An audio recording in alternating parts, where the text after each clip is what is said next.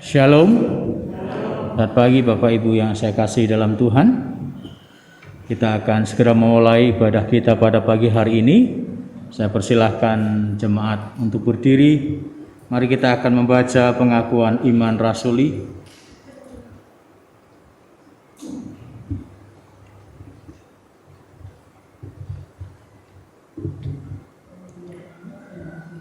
Kita membacanya bersama-sama. Pengakuan iman rasuli. Aku percaya kepada Allah Bapa yang Maha Kuasa, Khalik langit dan bumi, dan kepada Yesus Kristus anaknya yang tunggal Tuhan kita, yang dikandung daripada Roh Kudus, lahir dari anak darah Maria, yang menderita di bawah pemerintahan Pontius Pilatus, disalibkan, mati dan dikuburkan, turun ke dalam kerajaan maut. Pada hari yang ketiga bangkit pula dari antara orang mati, naik ke surga, duduk di sebelah kanan Allah Bapa yang Maha Kuasa, dan akan datang dari sana untuk menghakimi orang yang hidup dan mati. Aku percaya kepada Roh Kudus, gereja yang kudus dan am, persekutuan orang kudus, pengampunan dosa, kebangkitan tubuh, dan hidup yang kekal. Mari kita berdoa. Tuhan Yesus, Tuhan kami datang kepadamu, kami menaikkan syukur ya Tuhan atas pemeliharaanmu, penyertaanmu, pimpinanmu di dalam kehidupan kami. Terima kasih Tuhan untuk pagi ini, kami umatmu datang kepadamu, mau beribadah, berbakti kepadamu.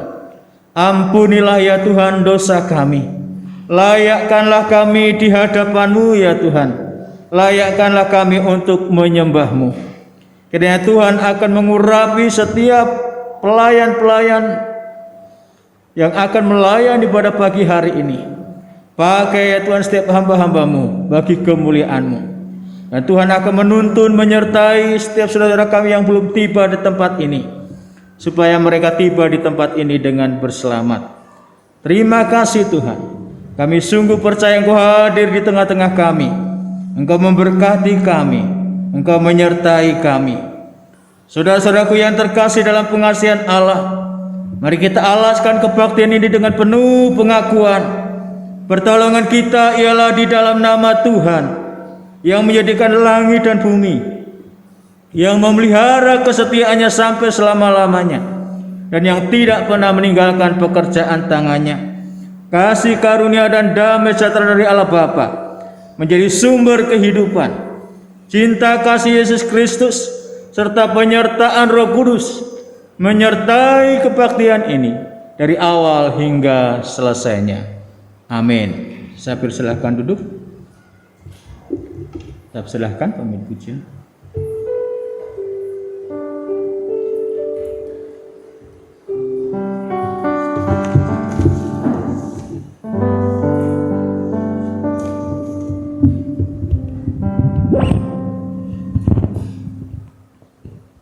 Shalom.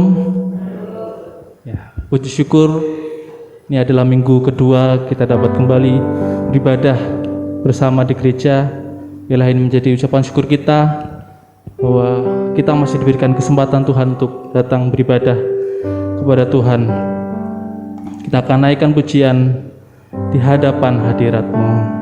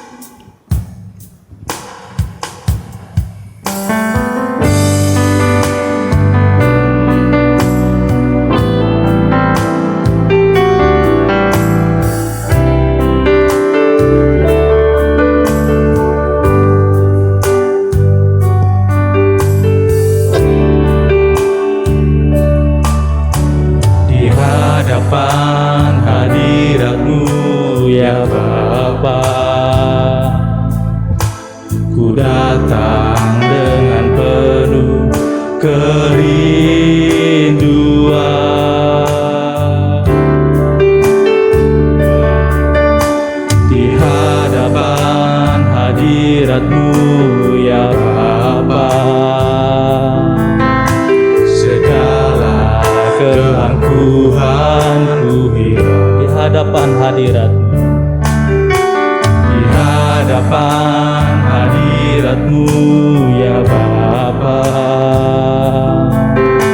Ku datang dengan penuh kerinduan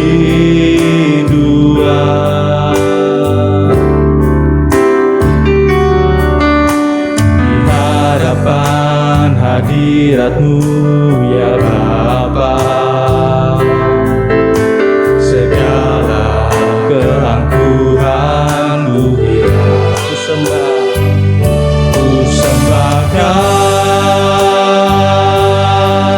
ya Bapa. Ku sembah Kau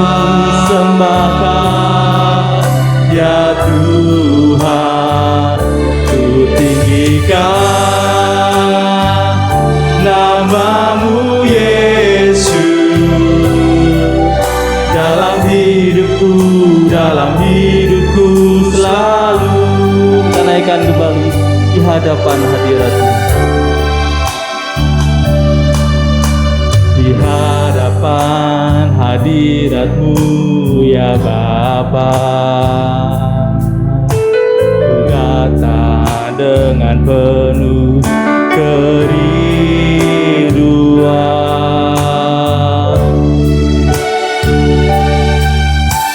di hadapan hadirat-Mu ya Bapa.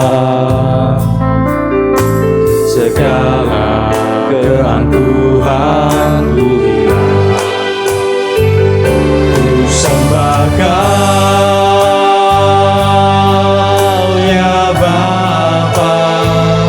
Ku sembah Kau ya Tuhan. Ku tinggikan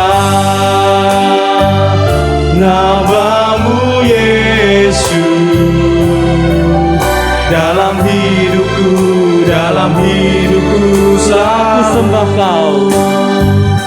Ku sembah Kau, ku sembah Kau ya Bapa. Ku sembah Kau ya Tuhan.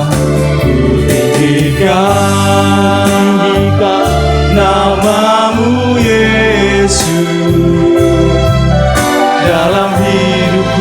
dalam hidupku selalu. Biarlah dalam hidup kita menyembah Tuhan, bahwa hanya Tuhanlah yang layak untuk kita sembah. Bapak Ibu Jemaat, dalam minggu kemarin ketika saya mempost gambar kita bisa beribadah, teman-teman saya komentar loh, waduh udah bisa ibadah ya, teman-teman yang di luar Semarang ya, karena mereka belum sepenuhnya bisa beribadah, harus online dulu.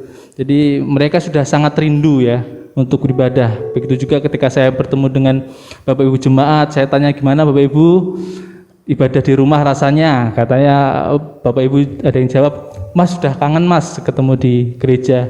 Jadi ini ucapan syukur kita semua bahwa kita dapat berkumpul beribadah di gereja. Jadi tidak dipungkiri kehadiran saudara-saudara kita satu sama lain menguatkan kita dalam iman, dalam pengiringan kepada Tuhan. Kita akan naikkan pujian kembali, jalanmu tak terselami, arti kehadiranmu. Mari kita nyanyikan lagu ini dengan sepenuh hati kita, bahwa penyertaan Tuhan selalu sempurna, rancangan Tuhan penuh dengan damai.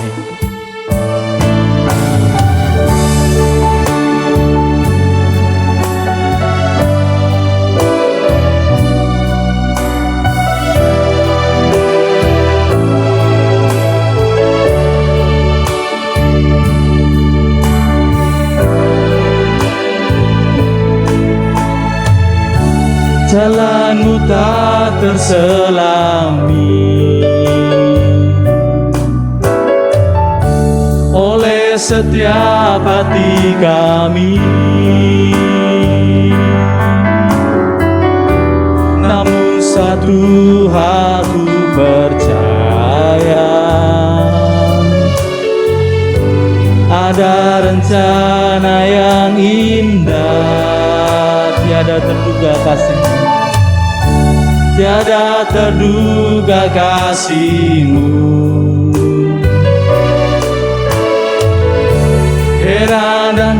besar bagimu. Arti kehadiranmu selalu nyata di dalam hidupku. Penyertaanmu sempurna, penyertaanmu sempurna, rancanganmu penuh damai, aman dan sejahtera.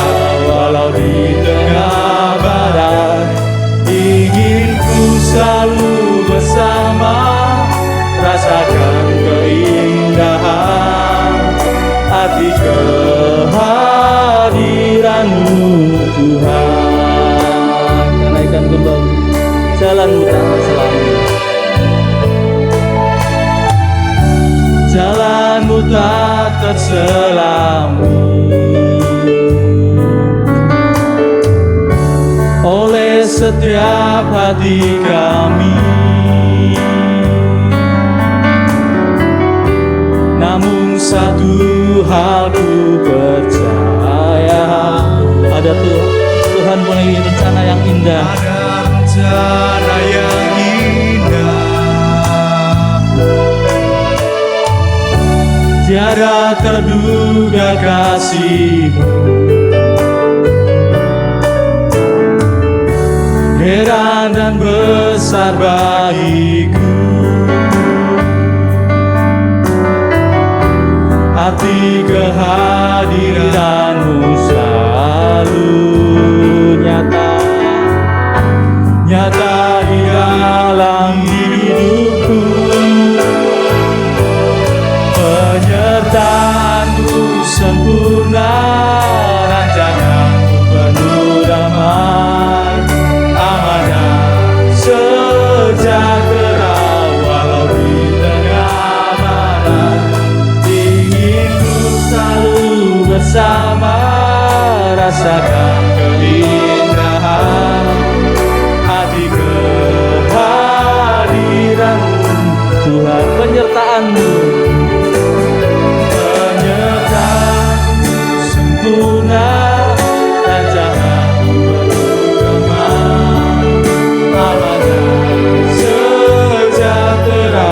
Walau di tengah badai, ku selalu bersama, rasakan keindahan hati kehadiranmu Tuhan. Arti kehadiranmu, arti kehadiranmu Tuhan. Arti kehadiranmu, arti kehadiranmu Tuhan.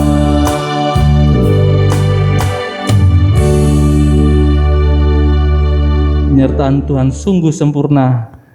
Di tengah situasi yang saat ini kita rasakan, percayalah bahwa penyertaan Tuhan masih sempurna dan rancangan Tuhan penuh dengan damai.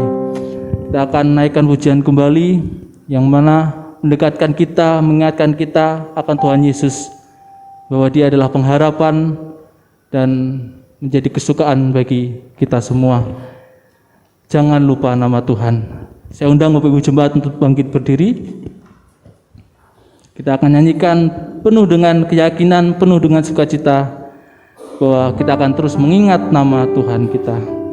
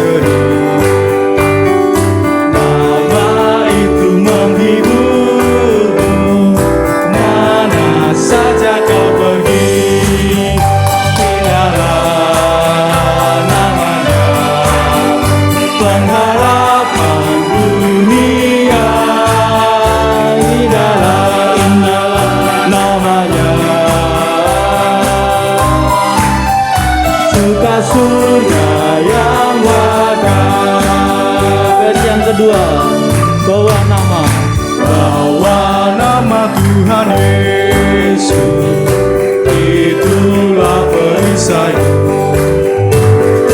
Bila datang pencobaan, itu yang menolongmu. Indahlah namanya, pengharapan dunia. Indahlah namanya, surga surga yang bakal. Sungguh agung nama Yesus, hati kita bergema bila kita dirangkulnya, kesukaan pun besar. Indahlah namanya, harapan dunia. Indahlah namanya, surga surga yang bakal. Bila mendengar namanya, baiklah kita menyembah dan mengaku Dia Raja, kini dan selamanya. Indahlah namanya, pengharapan dunia. Indahlah namanya, surga surga yang bakal. Indahlah namanya, pengharapan dunia. Indahlah namanya, surga surga yang bakal. Dipersilakan duduk kembali. Lagu yang sungguh indah bahwa di saat-saat seperti ini baiklah kita mengingat nama Tuhan, bahwa ada pengharapan di dalam nama Tuhan Yesus. Gimana Bapak Ibu rasanya bernyanyi dengan masker, gimana rasanya? Nggak pas ya. Jadi, ya kita berdoa terus supaya corona ini segera berlalu. Jadi kita bisa bernyanyi dengan leluasa, dengan nikmat, bisa berjabat tangan dengan saudara-saudara kita yang lain. Biarlah kita saat-saat ini terus mendekat kepada Tuhan, karena ada janji Tuhan yang selalu Tuhan tepati. Karena Tuhan tak pernah mengatakan bahwa kepada kita bahwa hidup kita tidak akan berduri, tapi yang Dia katakan bahwa Dia akan selalu menyertai langkah kita, Dia akan selalu memegang tangan kita. Ada amin Bapak Ibu? Amin. Kita naikkan pujian janji Tuhan.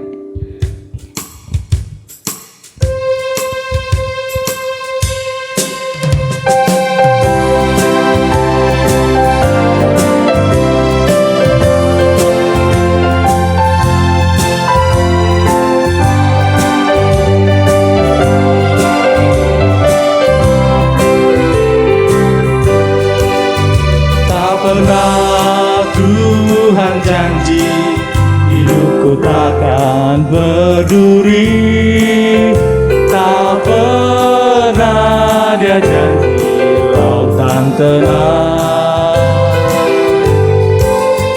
tetapi Dia berjanji kan selalu sertaku dan menuntun jalan hidupku selalu. Tak pernah Tuhan janji, tak pernah Tuhan janji hidupku takkan berduri, tak pernah Dia janji lautan tenang,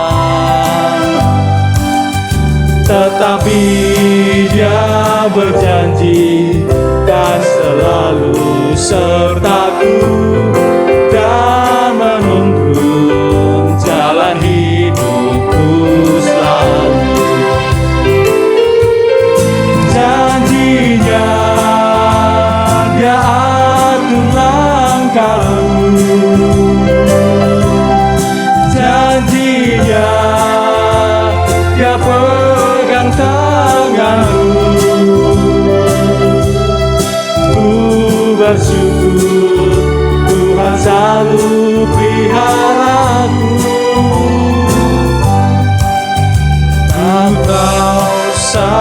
satu kali awan gelap kan berlalu, sang surya bersinar dengan megah,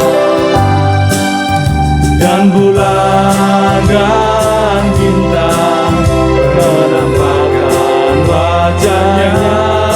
Haleluya, Tuhan puaskan jiwaku. Janjinya ya atur langkahku. Amin. Janjinya ya pegang tanganku.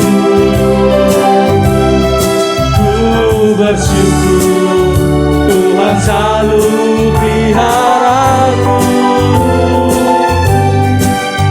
Ku tahu satu kali awan gelap kan berlalu, sang surya bersinar dengan megah, dan bulan dan bintang menampakkan wajahnya. Haleluya, Tuhan puaskan jiwaku. Haleluya, Tuhan puaskan. Haleluya, Tuhan puaskan jiwa. Haleluya, Tuhan puaskan. Haleluya, Tuhan puaskan jiwaku. Kepuasan jiwa kita hanya ada dalam Tuhan. Ingatlah bahwa tidak pernah Tuhan janjikan hidup kita mulus-mulus, Bapak Ibu. Tapi yang Dia janjikan bahwa Dia pegang tangan kita, Dia yang akan menyertai kita, menyertai langkah kita.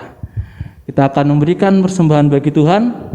Saya undang untuk Pak Ilham, Pak Widarto, dan Pak Ambar untuk melayani kita, membawakan persembahan untuk mendoakan persembahan kita. Mari kita persiapkan persembahan kita.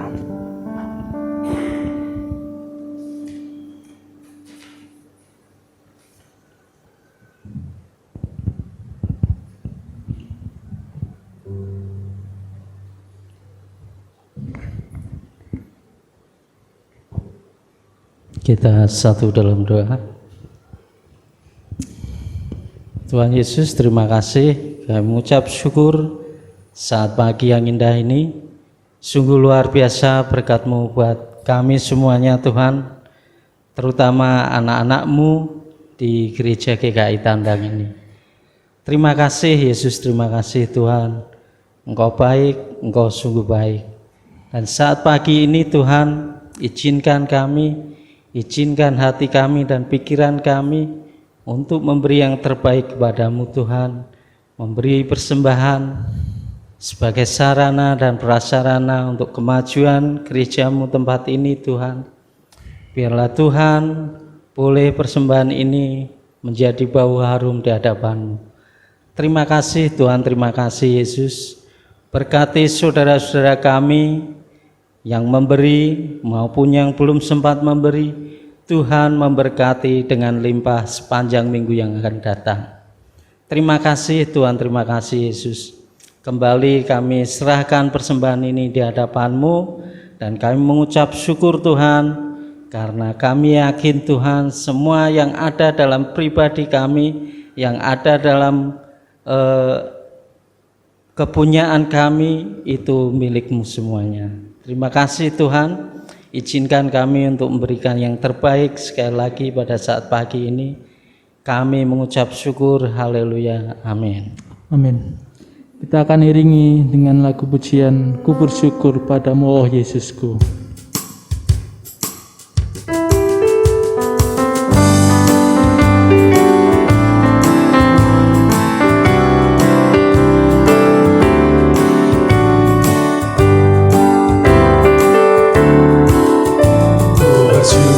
Padamu oh Yesusku, karena pertolongan-Mu kepadaku.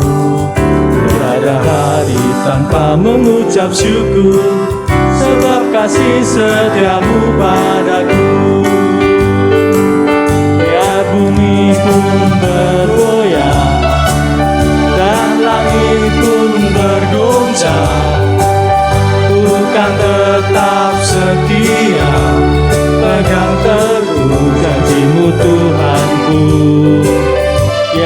gunung pun beranjak dan badai pun mengamuk, tetapi firman-Mu tetap kekal selama-lamanya.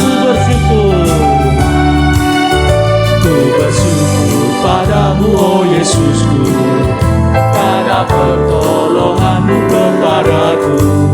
Tiada hari tanpa mengucap syukur, sebab kasih setia-Mu padaku.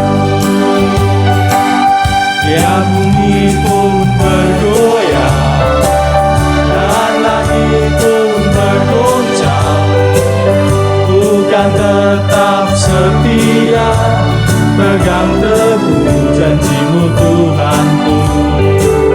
Ya burung beranjak dan badai pun mengamuk, tetapi firman-Mu tetap kekal selama-lama. Tetapi firman-Mu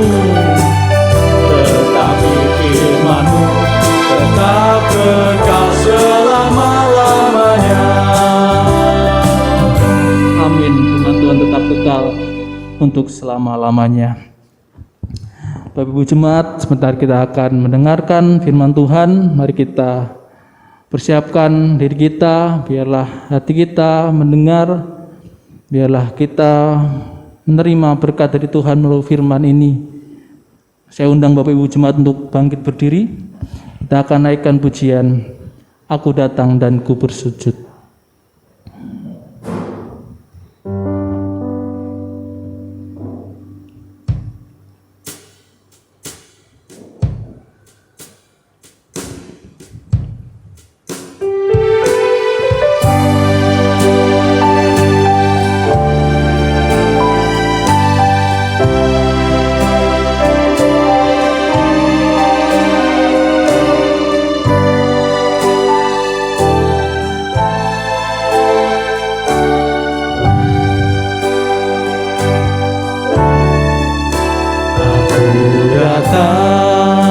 Dan ku bersujud di hadapan-Mu, ku rasakan indah hadirat-Mu.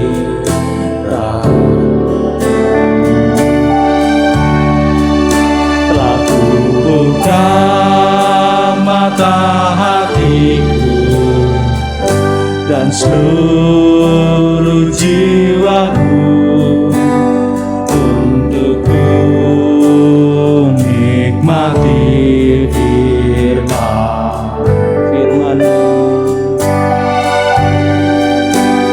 Firman-Mu yang kuasa untuk mengubah setiap hati. Firman-Mu yang tegakkan di saat ku terjatuh.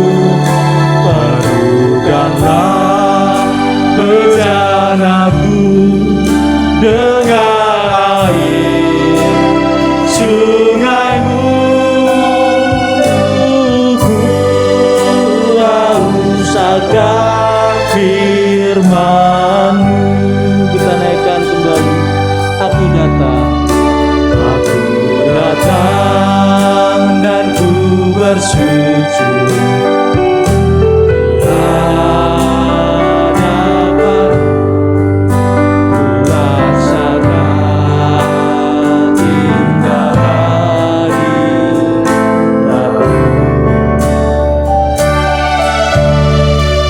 Telah ku buka mata hatiku dan seluruh jiwaku untuk ku nikmati firman.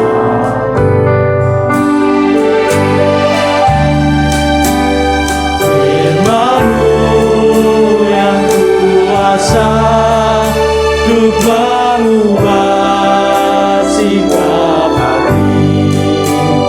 Firman-Mu yang tegakkan saat ku terjatuh, pelukkanlah bejanaku dengan air sungaimu. Ku haus akan firman-Mu yang kuasa,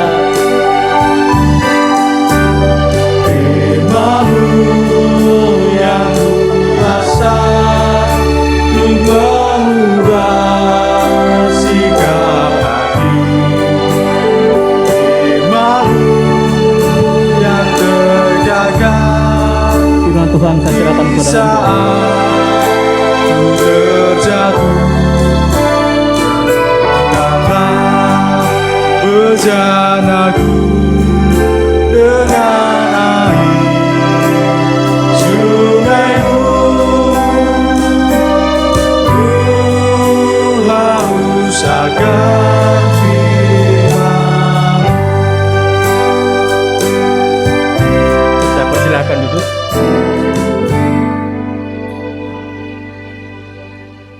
Mari kita berdoa. Tuhan Yesus, Tuhan kami, Allah kami, Juru Selamat kami menaikkan syukur untuk hari ini. Kami dapat beribadah, kami dapat berbakti kepadamu, menyembahmu, memujimu. Tuhan, kami tak henti-hentinya memohon belas kasihan-Mu ya Tuhan, untuk bangsa kami ini Tuhan, di mana sampai saat ini masih dalam status kondisi penyebaran virus corona yang masih ada di daerah kami maupun di tempat-tempat yang lain. Kami merindukan ya Tuhan semuanya ini dapat teratasi. Oleh karena itu Tuhan kami berdoa dan memohon belas kasihan-Mu. Berikanlah hikmat, kekuatan, marifat kepada pemerintah dalam menanggulangi ya Tuhan semua penyebaran ini. Kami berdoa ya Tuhan, Tuhan berikan hikmat supaya ada langkah-langkah yang pasti, langkah-langkah yang tepat, dan itu akan menghentikan penyebaran virus corona ini Tuhan. Kami serahkan, Tuhan tolong supaya masyarakat pun boleh mengerti dan menaati apa yang sudah ditetapkan oleh pemerintah dalam protokol kesehatan di setiap pribadi, di setiap rumah tangga, di setiap wilayah, dimanapun berada. Kami serahkan tangan-Mu ya Tuhan. Demikian juga dalam upaya perawatan, pengobatan, Tuhan tolong tim medis yang ada supaya sungguh oleh pertolongan Tuhan dimampukan, berikan kekuatan ya Tuhan. Bahkan berikan kesehatan kepada tim medis supaya tidak terpapar dan dapat merawat, mengobati. Kami memohon kasihan-Mu ya Tuhan. Kami menyerahkan juga ya Tuhan untuk penanggulangan mengenai ekonomi. Tuhan tolong upaya-upaya pemerintah dalam menstabilkan ekonomi. Dan biarlah tidak akan mengorbankan hal yang lain, tapi sungguh akan ada keseimbangan yang baik. Kami berdoa juga ya Tuhan, dalam penanganan pendidikan, dengan semua yang terjadi, ada perubahan-perubahan dalam proses pendidikan. Oleh karena itu kami memohon kepadamu Tuhan, supaya pemerintah mampu ya Tuhan untuk memberikan solusi-solusi yang baik dalam proses-proses pendidikan di sekolah-sekolah, di universitas-universitas. Tuhan tolong, baik dalam pengajarnya, dosennya, maupun juga para siswanya, mahasiswanya, sehingga dapat menyesuaikan dan memahami, mengikutinya. Terima kasih Tuhan. Dan Tuhan tolong supaya pemerintah tidak hanya terfokus pada masalah ini, tapi biarlah mereka boleh melaksanakan program-program yang penting di negeri ini. Dalam penegakan keadilan, dalam pemberantasan korupsi, dalam pembangunan yang berarti, supaya sungguh bangsa kami ini akan lebih baik dan ke depan masyarakat boleh menikmati hidup yang sejahtera. Kami juga serahkan ya Tuhan untuk hamba-hamba Tuhan, baik yang sudah memulai untuk beribadah di gereja, di tempat-tempat ibadah, ataupun yang sedang dalam persiapan, Tuhan tolong berikan hikmat. Demikian juga pengurus-pengurus gereja, mampukan ya Tuhan untuk mempersiapkan, mampukan ya Tuhan untuk menangani, melaksanakan peribadatan-peribadatan sesuai dengan apa yang telah ditetapkan. Kami berdoa kiranya Tuhan mengurapi setiap hamba-hamba-Mu, baik mereka yang sedang melayani melalui internet, melalui radio-radio, melalui siaran televisi. Tuhan pakai setiap sarana itu sehingga pemberitaan Injil terus berjalan.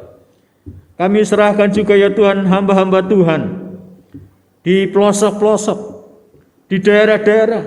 Tuhan juga memberkati mereka, karena tentunya mereka juga mengalami kesulitan karena dari teknologi mereka belum bisa menikmati sepenuhnya. Tuhan tolong sehingga ada solusi yang terbaik dalam praktek pelayanan mereka. Kami berdoa juga ya Tuhan untuk hamba-hamba-Mu yang sedang merintis.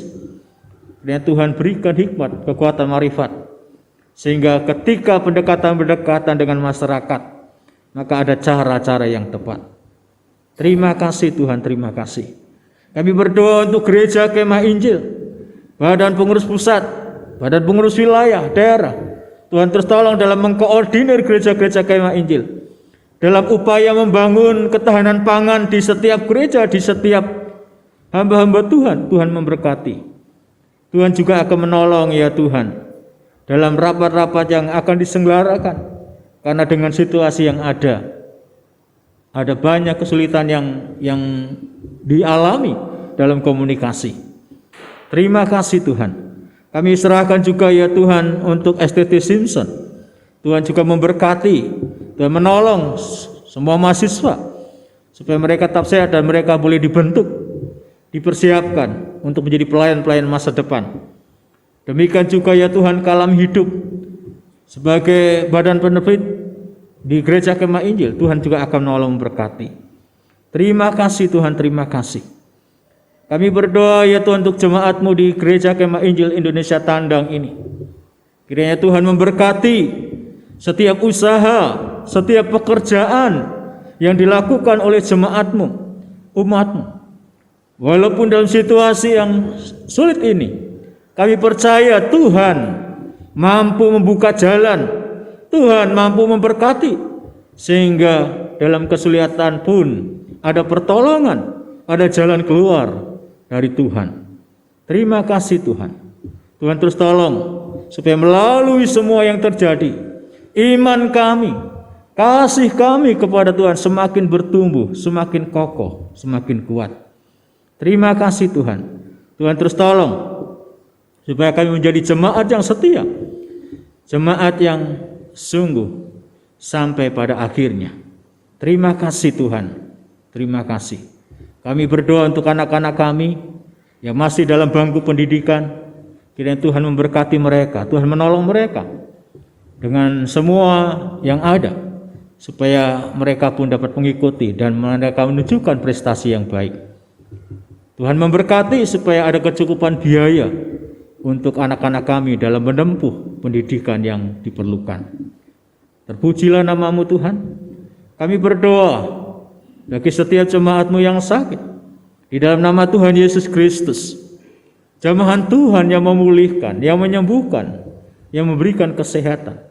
Kami berdoa mereka yang mengalami masalah pribadi ataupun masalah dalam pekerjaan dan yang lainnya, dalam nama Tuhan Yesus Kristus, teguhkan dan kuatkan untuk tetap kuat menghadapinya. Dan Tuhan tolong pada akhirnya ada jalan keluar dan ada kemenangan. Kami juga berdoa ya Tuhan untuk saudara-saudara kami, anak kami, orang tua kami yang tidak berada di kota ini, mereka di luar kota, bahkan di luar pulau. Tuhan memberkati mereka, Tuhan menolong mereka, sebagaimana Tuhan memberkati dan menolong kami di tempat ini. Terpujilah namamu Tuhan, terpujilah namamu. Tuhan terus tolong kami, untuk kami bergandengan tangan, sehati, sepikir dalam melayani Tuhan, dalam mengiring Tuhan sebagai jemaat di dalam Tuhan. Terima kasih Tuhan. Kami persiapkan hati kami, pikiran kami untuk mendengar akan firman-Mu. Kiranya Tuhan mengurapi hamba-Mu, pakai hamba-Mu seturut kehendak-Mu. Bapa kami yang di surga, dikuduskanlah namamu, datanglah kerajaan-Mu, jadilah kehendak-Mu di bumi seperti di surga. Berikanlah kami pada hari ini makanan kami yang secukupnya, dan ampunilah kami akan kesalahan kami, seperti kami juga mengampuni orang yang bersalah kepada kami. Dan janganlah membawa kami ke dalam pencobaan, tetapi lepaskanlah kami daripada yang jahat. Karena Engkaulah yang empunya kerajaan dan kuasa dan kemuliaan sampai selama-lamanya. Amin.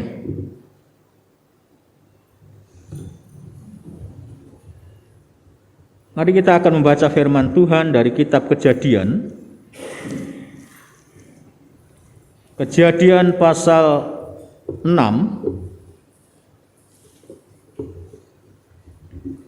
Kejadian pasal 6 ayatnya yang ke-9 dan 10.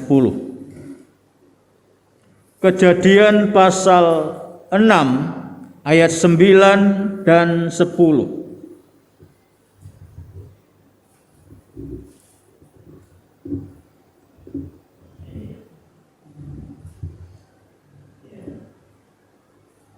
Kita akan membacanya bersama-sama. Kejadian 6 ayat 9 dan 10. 1, 2, 3. Inilah riwayat Nuh. Nuh adalah seorang yang benar dan tidak bercela di antara orang-orang sezamannya. Dan Nuh itu hidup bergaul dengan Allah. Nuh memperanakan 3 orang laki-laki, Sem, Ham, dan Yafet. Bapak Ibu yang saya kasih dalam Tuhan, tentunya ini menjadi sebuah ujian bagi kita. Tidak hanya secara ekonomi mungkin ada yang mengalami kesulitan, demikian juga dengan semua tatanan yang ada menjadi hal-hal yang memang perlu penyesuaian diri dengan baik. Saudaraku yang saya kasih dalam Tuhan, kita akan melihat mengenai Nuh. Orang sering sebut Nabi Nuh. Nabi Nuh ini hidup di tengah-tengah kondisi yang sulit. Dalam artian bahwa kehidupan pada waktu itu dinilai, dinyatakan bahwa kehidupan manusia itu semakin rusak.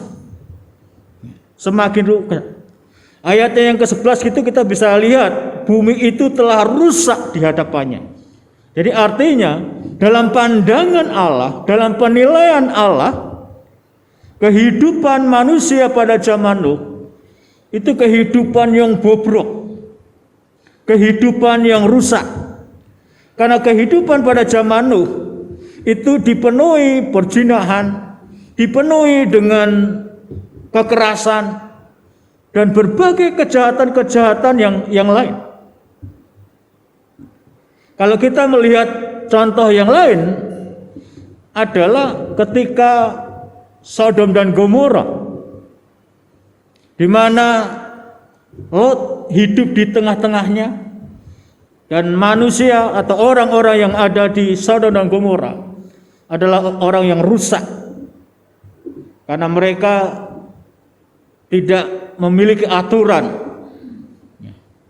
Saudaraku yang saya kasihi, kalau kita melihat zaman sekarang ini, dunia sekarang ini, maka kita melihat bahwa ada banyak penyimpangan. Ada banyak penyimpangan yang terjadi.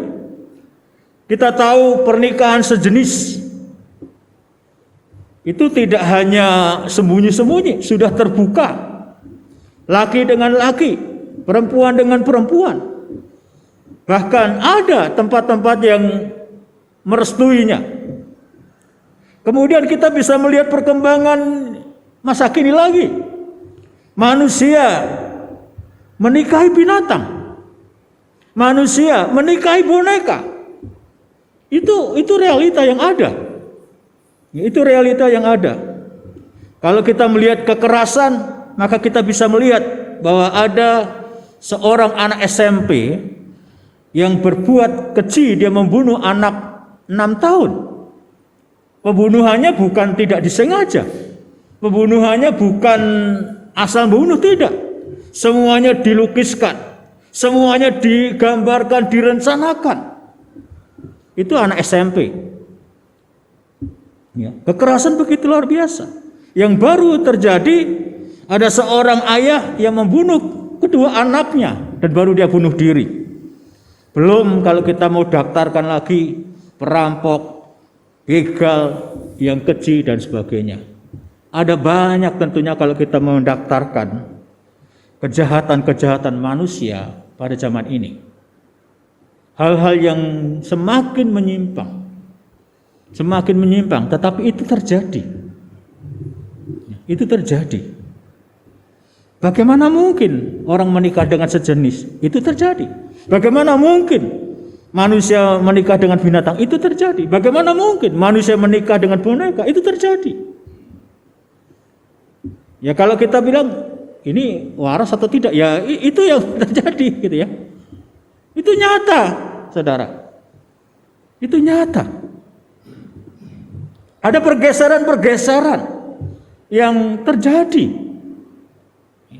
Saya kadang-kadang berpikir, saudaraku, kalau waktu-waktu lalu sebelum kejadian ini saja orang tidak terlalu peduli dengan lingkungannya ya. Seingat saya waktu saya kecil, kalau ada di satu rumah yang belum menikah, kemudian hidup bersama, itu bisa digropiok gitu ya. Kemudian bisa diseret kan gitu ya. Bukan berarti kita menyetujui caranya begitu, bukan. Tapi artinya masyarakat itu peduli, masyarakat tidak mau gitu ya. Tapi sekarang nggak urusan. Mau apa yang kamu lakukan. Jadi jangan heran kalau kemudian di satu rumah terjadi pembunuhan, terjadi penganiayaan, terjadi kekerasan, tetangga sebelah nggak tahu. Bisa saja. Jadi saudaraku, ada banyak hal yang terjadi. Ya, ada banyak hal yang terjadi di dunia ini yang sungguh. Saudaraku yang saya kasihi, itu yang dialami oleh Nabi Nuh. Nabi Nuh hidup di tengah-tengah masyarakat yang begitu rusak. Tidak hanya dengan perzinahannya, tetapi dengan kekerasannya. Dengan kekerasannya. Ini hampir sama situasinya dengan Sodom dan Gomora. Ya, kita tahu Lot itu ditarik-tarik ya. Ada seorang tamu yang mau diambil untuk diperkosa. Begitu gampangnya gitu ya. Saudaraku yang saya kasihi, dan memang dunia ini ternyata sejak manusia jatuh dalam dosa, itu penuh dengan dosa, penuh dengan kerusakan. Tapi penilaian Allah terhadap Nabi Nuh ini berbeda. Di dalam pasal 6 ayat 9 ini, ketika mau dituliskan mengenai riwayat perjalanan hidup Nabi Nuh, maka ada penilaian yang tersendiri. Dikatakan di ayat 9, Nuh adalah seorang yang benar. Nuh adalah seorang yang benar. Saudaraku yang saya kasihi, hidup dekat dengan Tuhan. Bagaimana hidup dekat dengan Tuhan? Apa tandanya hidup dekat dengan Tuhan? Apakah cukup ditandai dengan orang ke gereja?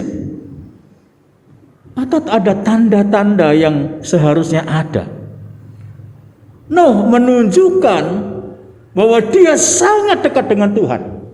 Di tengah-tengah kerusakan, di tengah-tengah kehidupan yang katakanlah hancur karena cara kehidupan masyarakatnya. Tapi Nuh tetap berdiri sebagai seorang yang memiliki kedekatan dengan Tuhan. Di tengah-tengah orang jauh dari Tuhan, di tengah-tengah orang memberontak Tuhan, tapi Nuh dekat dengan Tuhan.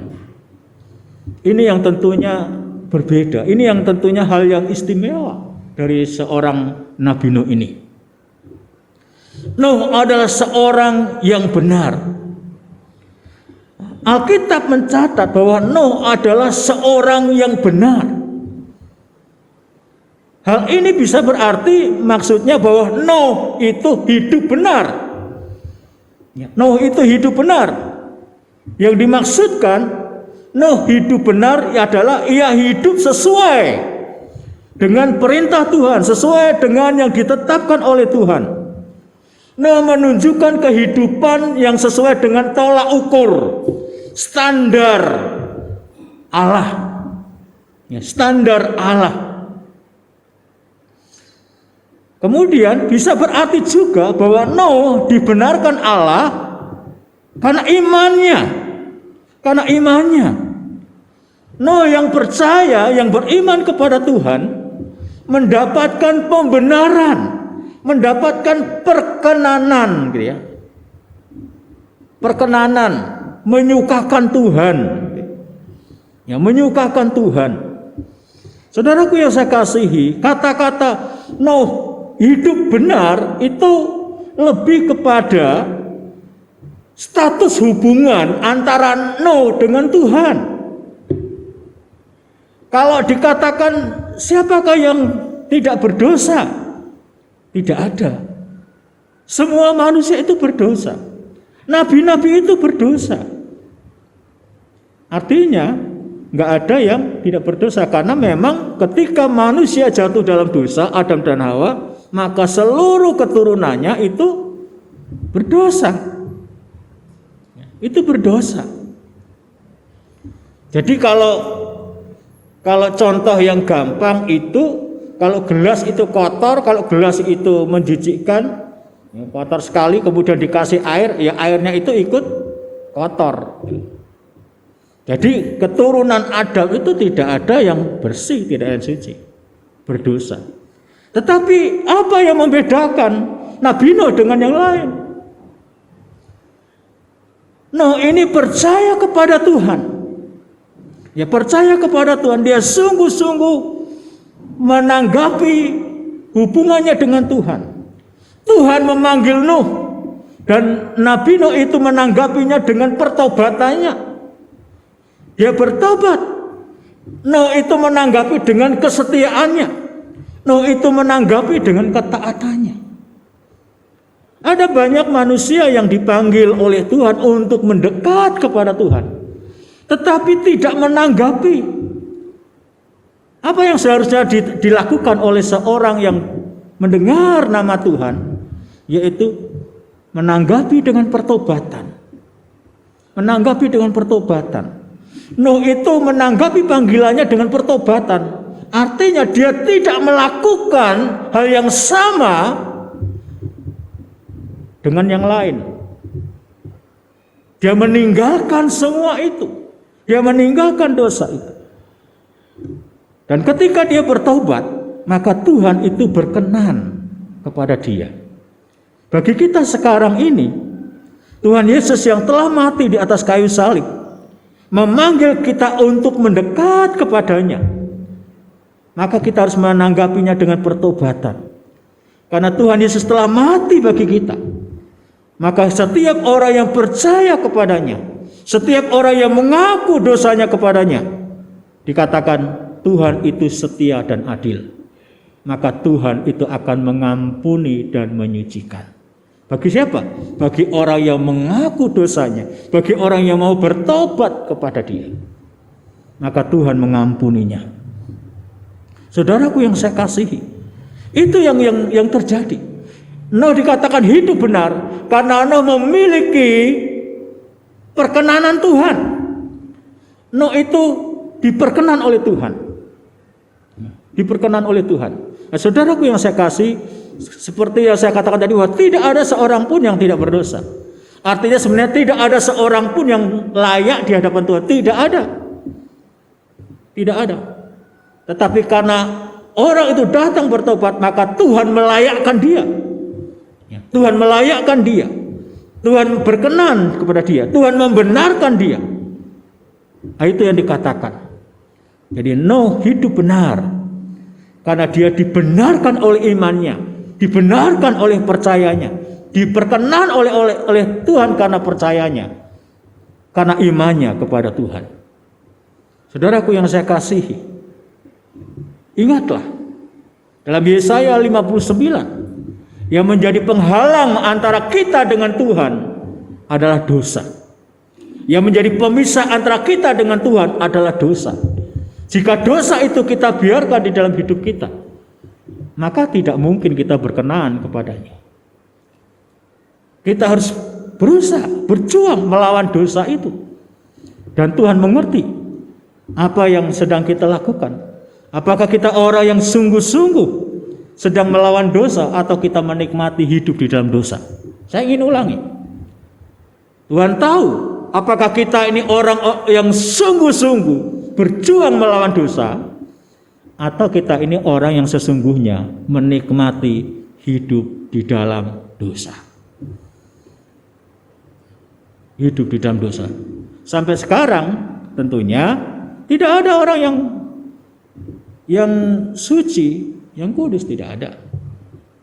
Tetapi orang yang tetap berjuang melawan dosa, Tuhan tahu, karena memang kita sudah jatuh dalam dosa.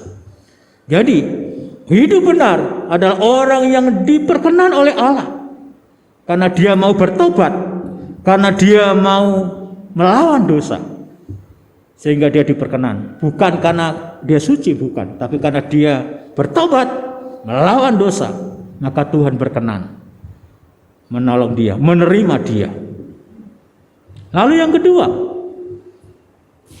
dikatakan Nabi Nuh itu hidup tidak bercela. Nuh tidak bercela. Di tengah-tengah orang sejamannya dikatakan Nuh itu menjadi pribadi yang tidak bercela. Tidak bercela. Saudaraku yang saya kasihi, ini menyangkut tindakan. Orang sering menyamakan hidup tidak bercela itu dengan kesalehan. Hidup tidak bercela bukan berarti suci, tidak. Tapi hidup tidak bercela itu berarti kesalehan. Maksudnya kualitas hidup, kualitas yang baik. Hidup yang baik, kualitas hidup yang baik. Jadi ketika dalam perjanjian lama memberikan korban binatang, ya, di dalam perjanjian lama itu kemudian dilihat binatang itu harus baik kondisinya, dia tidak ada cacatnya, dia tidak ada lukanya, baik, gitu ya. Dan itu dikatakan tidak bercela. Ya. Jadi kualitas yang baik, kualitas hidup yang baik, kualitas hidup yang berbeda dengan orang-orang sejamannya. Jadi Nabi Nuh itu memiliki kualitas hidup yang berbeda dengan orang-orang sejamannya. Bukan ukuran harta, bukan ukuran putih atau hitam, bukan. Tetapi kualitas hidup, kualitas batiniah. Karena salah itu berarti sungguh-sungguh dengan segenap hati, baik batiniah maupun lahiriah. Artinya sama. Apa yang ada yang nampak dengan yang ada di batin itu sama. Sama. Jadi seutuhnya. Nuh hidup tidak bercela. Nuh hidup memiliki kualitas luar dalam sama, begitu ya istilahnya. Memiliki kualitas hidup yang memang betul-betul bisa dipertanggungjawabkan. Bisa dipertanggungjawabkan. Bagaimana dengan kita? Kualitas hidup kita. Jika kita dikatakan kita sebagai orang Kristen, apakah sungguh hidup kita itu memiliki kualitas sebagai orang Kristen? Kualitas hidup sebagai orang Kristen. Atau sebenarnya kita Kristen tetapi tidak memiliki kualitas yang standar sebagai orang Kristen. Artinya sama dengan yang lain.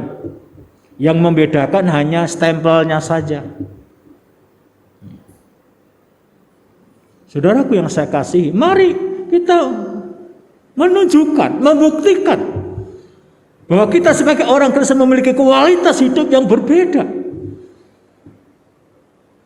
dengan orang yang tidak mengenal Tuhan.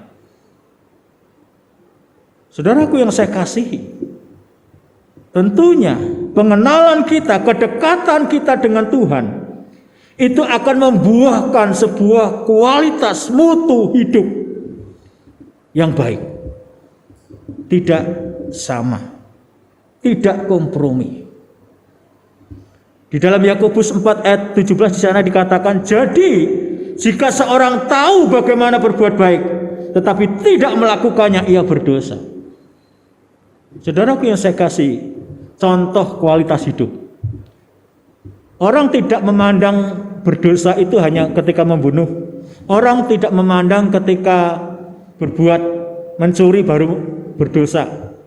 Tapi dikatakan oleh firman Tuhan, ketika kita tahu bahwa itu baik, ketika kita tahu itu benar, tetapi tidak melakukannya, maka dikatakan itu berdosa.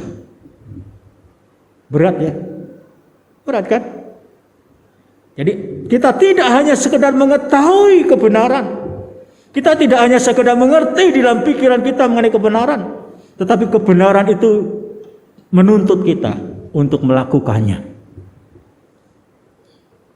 Kalau kita mengerti kebenaran, lakukan.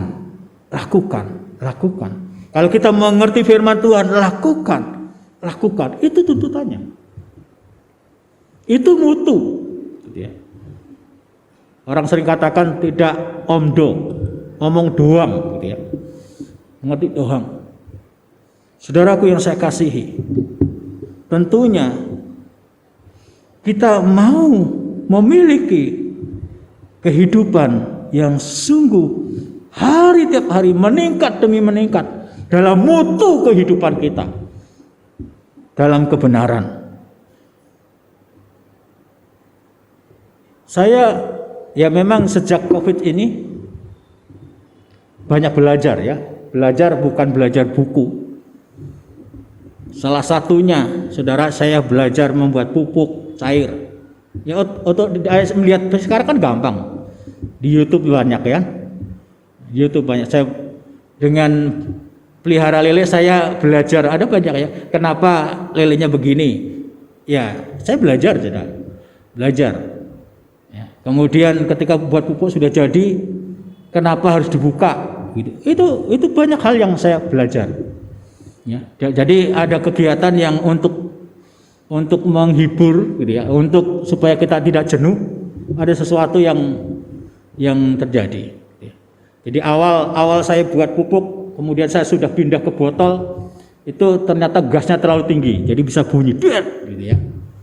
Nah itu hal-hal yang saya pelajari, dan dari situ saya tidak hanya teori, tapi saya belajar dari melakukan, dari prakteknya. Karena saya tidak pernah di kelas itu, di kelas pertanian saya nggak pernah, di kelas perikanan saya nggak pernah, gitu ya. Tapi dari praktek yang ada, ya, praktek yang ada itu bisa kita belajar, sehingga itu akan menambah kemampuan saya. Demikian juga dalam kehidupan ini, ketika kita melakukan dan melakukan, maka itu akan menambah mutu hidup kita. Pemahaman kita itu akan semakin baik. Oleh karena itu, untuk hidup dekat dengan Tuhan, maka kita harus mengejar mutu hidup ini. Tidak mungkin orang mengatakan saya mau dekat dengan Tuhan, tapi tidak peduli dengan mutu hidupnya, itu enggak mungkin. Mutu hidup itu membuktikan bahwa dia dekat dengan Tuhan atau tidak. Enggak bisa tidak. Ya, enggak bisa tidak. Mutu hidup kita itu akan sangat dipengaruhi bagaimana kedekatan kita dengan Tuhan. Jangan-jangan kita memang pandai beragama, pandai kemudian menerangkan, tetapi itu hanya di otak kita. Tidak ada di tindakan kita. Jadi sebenarnya kita tidak dekat dengan Tuhan. Kita tidak dekat dengan Tuhan, tetapi orang yang dekat dengan Tuhan itu pasti menunjukkan mutu hidup yang nyata. Tidak hanya sekedar ada di dalam pikiran, tapi realita yang dilakukannya untuk bisa menunjukkan kehidupan yang lebih baik. Lalu yang ketiga, mari kita lihat yang ketiga. Ayat yang ke-9 dari pembacaan kita, Kejadian 6, masih di bagian akhir. Dan Nuh itu hidup bergaul dengan Allah. Dan Nuh itu hidup bergaul dengan Allah. Maksudnya dengan hidup bergaul dengan Allah adalah Nuh itu dengan Allah berjalan bersama. Jadi dengan Allah Nuh itu berjalan bersama.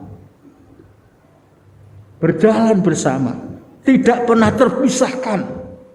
Tapi memiliki kedekatan di mana selalu bersama-sama. Ya, selalu bersama-sama. Saudaraku yang saya kasihi, Nuh mendapatkan kasih karunia di mata Tuhan itu bukan karena Nuh hebat, bukan karena Nuh seperti apa, enggak, tapi karena Nuh itu mau mendekatkan diri kepada Tuhan dan mau berjalan bersama-sama dengan Tuhan. Maka dikatakan itu hidup bergaul dengan Allah, ya, hidup bergaul dengan Allah. Saudaraku yang saya kasihi, tidak mudah. Hidup bergaul dengan Allah tidak mudah. Hidup dengan Allah berjalan bersama-sama itu tidak mudah. Karena itu artinya kita harus membawa pikiran kita. Kita harus menyesuaikan rancangan kita kepada Dia, kemauan kita kepada Dia. Kalau kita misalkan berjalan berdua gitu ya, Bapak Ibu mungkin dengan temannya berjalan. Tapi kemudian Bapak atau Ibu itu ingin ke kiri, sedangkan temannya itu ingin ke kanan, ya nggak akan bisa sama-sama.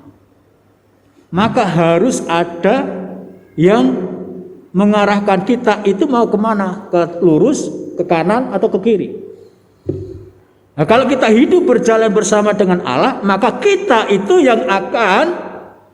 yang akan menguasai keinginan kita, kemauan kita untuk disesuaikan dengan kemauannya Allah, sehingga kita bisa berjalan bersama-sama dengan Allah. Kalau kita aku ya aku, Tuhan ya Tuhan, ya kita nggak akan bisa berjalan bersama-sama.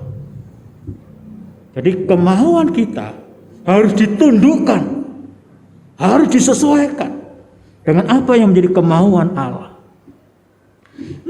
Demikian juga dia harus menyesuaikan dengan kemauan Allah. Contoh yang dilakukan oleh Nuh, bagaimana Nuh itu diminta untuk membuat kapal, membuat bahtera di atas gunung. Itu sesuatu yang gak wajar.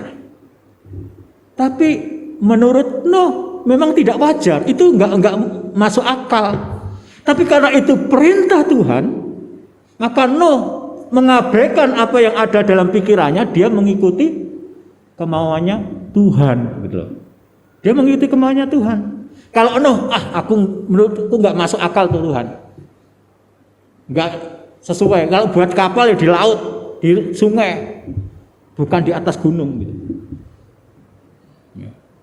Tapi Nuh tidak berbuat demikian, walaupun tidak masuk akal, walaupun dia merasa tidak tidak sesuai dengan keinginannya, karena itu yang diingini Tuhan, maka dia lakukan. Maka Nuh dikatakan bisa berjalan bersama dengan Tuhan. Saudaraku yang saya kasihi, tentunya ini yang kita perlu melihatnya. Apakah kita bisa berjalan dengan Allah? Jangan hanya kita berkata, Tuhan sertai saya, Tuhan tuntun saya, tetapi kita tidak pernah mengikuti apa yang menjadi tuntunan Tuhan. Ya enggak mungkin, ya. Itu hanya perkataan saja, gitu ya. Tapi mari ketika kita berkata Tuhan tuntun saya, Tuhan sertai saya, itu artinya kita mau mengikuti Dia, kita mau mengikuti tuntunannya, kita mau mengikuti apa yang diinginkan oleh Tuhan kepada kita. Saudaraku yang saya kasihi, Nuh membuktikan bahwa dia sekalipun hidup di tengah-tengah orang-orang sejamannya yang rusak, yang penuh kekerasan, yang memberontak Tuhan, tapi Nuh tidak terpengaruh. Nuh tetap kokoh, tetap berdiri sebagai orang yang percaya kepada Tuhan, yang dekat dengan Tuhan. Mari kita akan membaca ayat yang terakhir dari Roma 12.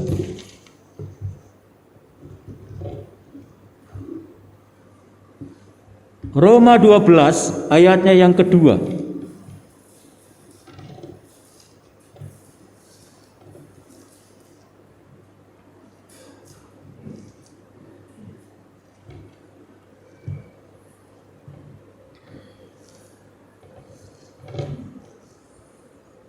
Kita akan membacanya bersama-sama. Roma 12 ayatnya yang kedua.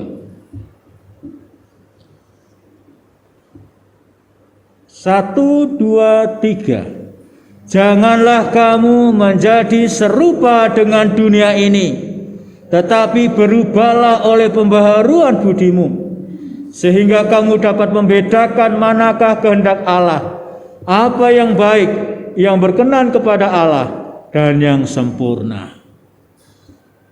Janganlah kamu menjadi serupa dengan dunia ini. Nuh walaupun sendiri, hanya satu keluarga, dia tidak takut untuk hidup dekat dengan Tuhan, untuk hidup sebagai pribadi yang benar-benar memiliki Tuhan dan mengikut Tuhan, sehingga dia tidak serupa, tidak sama dengan orang-orang sejamannya. Ada banyak orang berpikir, oh yang benar adalah yang menurut pandangan banyak orang. Itu salah. Yang benar adalah apa yang berkenan kepada Allah, apa yang dikatakan oleh firman Tuhan, itu yang benar. Bukan pendapat banyak orang, bukan kemauan banyak orang, bukan. Walaupun kita sendiri, mari kita melihat, mengerti, memahami apa yang dikehendaki oleh Tuhan kepada kita.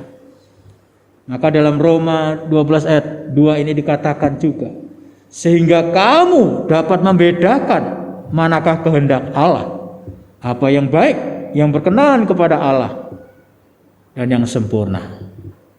Amin.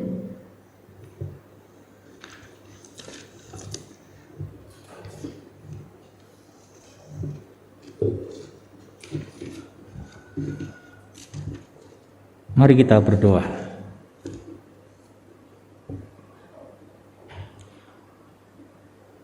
Tuhan Yesus, Tuhan kami datang kepadamu, kami mengucap syukur atas firman-Mu pada pagi hari ini.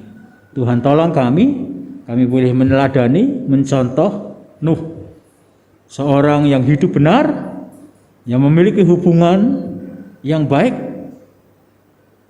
dengan Tuhan, seorang yang tidak bercela, yang saleh, yang sungguh-sungguh memiliki hidup yang bermutu sesuai dengan standar Tuhan. Nuh adalah seorang yang berjalan bersama dengan Tuhan senantiasa.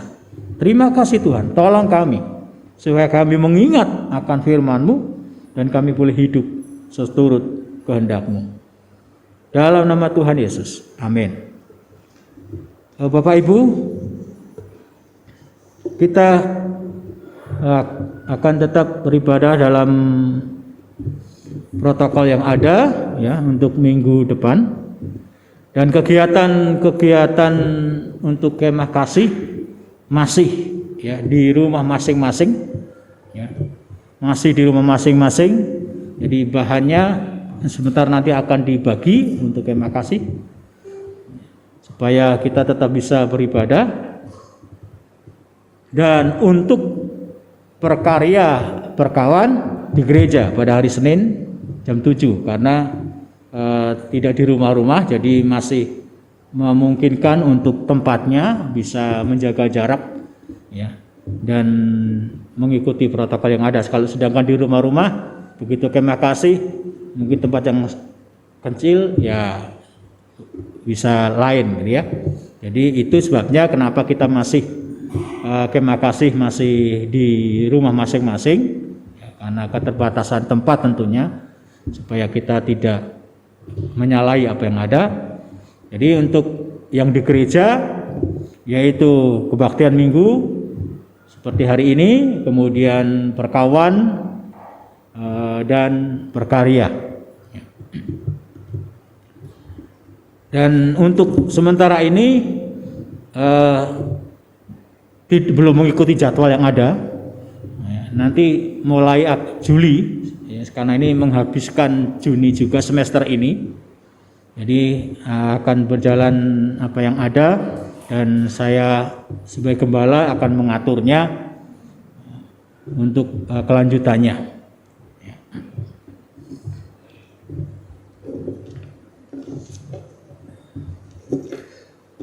Saya persilahkan jemaat untuk berdiri. Kita akan memuji Tuhan. Hanya dekat Allahku.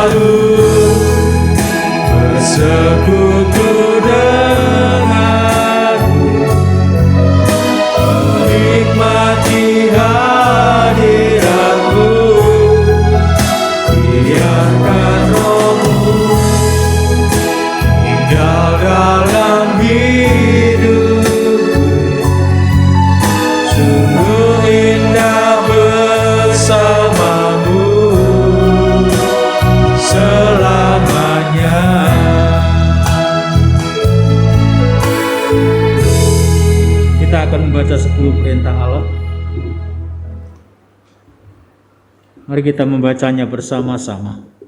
10 perintah Allah. Jangan ada padamu Allah lain di hadapanku. Jangan membuat bagimu patung dan sujud menyembah kepadanya. Jangan menyebut nama Tuhan Allahmu dengan sembarangan. Ingatlah dan kuduskanlah hari Sabat. Hormatilah ayahmu dan ibumu. Jangan membunuh. Jangan berzina. Jangan mencuri. Jangan mengucapkan saksi dusta tentang sesamamu. Jangan mengingini milik sesamamu. Mari kita berdoa. Tuhan Yesus, Tuhan kami menaikkan syukur kepadamu Tuhan, atas penyertaan-Mu, atas pimpinanmu dalam kebaktian kami pada pagi hari ini. Kami akan kembali ke rumah kami masing-masing. Kami akan menjalani hidup kami. Kami sungguh memerlukan Tuhan, memerlukan tuntunan-Mu, penyertaan-Mu, memerlukan perlindungan-Mu ya Tuhan, supaya kami mampu menghadapi hari tiap hari bersama dengan Tuhan, dan kami cakap dalam menanggung segala perkara. Karena itu saudara-saudaraku yang kekasih, berdirilah teguh, jangan goyah, dan giatlah selalu dalam pekerjaan Tuhan, sebab kamu tahu bahwa dalam persekutuan dengan Tuhan, jerih payahmu tidak sia-sia. Segala berkat ini akan datang kepadamu dan menjadi bagianmu jika engkau mendengarkan suara Tuhan Allahmu. Diberkatilah engkau dimanapun engkau berada. Diberkatilah keluargamu. Diberkatilah usahamu. Diberkatilah pekerjaanmu. Diberkatilah engkau pada waktu masuk, dan diberkatilah engkau pada waktu keluar. Tuhan memberkati engkau dan melindungi engkau. Tuhan menyinari engkau dengan wajah-Nya dan memberi engkau kasih karunia. Tuhan menghadapkan wajah-Nya kepadamu dan memberi engkau damai sejahtera. Kasih dan rahmat dari Allah Bapa, cinta kasih Yesus Kristus, penyertaan Roh Kudus menyertai kita sekalian ini sampai Maranatha. Tuhan Yesus datang yang kedua kali melantik kita menjadi saleh-salehnya. Amin. El Shaddai.